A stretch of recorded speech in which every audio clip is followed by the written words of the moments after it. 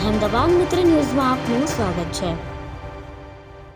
સુરતના મોટા વરાછા અબ્રામા રોડ ખાતે રહેતા અને મૂળ રાજકોટના 30 વર્ષીય યુવાનના આપઘાતના બનાવમાં ઉત્તરાણ પોલીસે યુવાનની સુસાઇડ નોટ અને વિડીયોના આધારે પૂર્વ પત્ની શીતલ, તેનો પ્રેમી તેમજ 10 સ્ત્રી પુરુષ મિત્રો વિરુદ્ધ આપઘાતની દુષ્પ્રેરણાનો ગુનો નોંધ્યો હતો, જે પૈકી શીતલ અને તેના પ્રેમીને નવસારીની એક હોટલમાંથી ઝડપી પાડવામાં આવ્યા છે, જ્યારે અન્ય 10 આરોપીની શોધખોળ ચાલી રહી છે।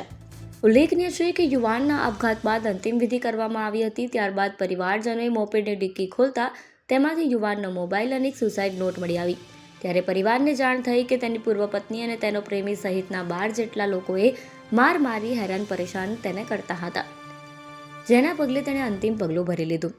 આ કેસની ગંભીરતાને જોતા ઉત્તરાણ પોલીસ સ્ટેશનના પીઆઈ દ્વારા આરોપીને ઝડપી પકડી પાડવા માટે તપાસ કરી।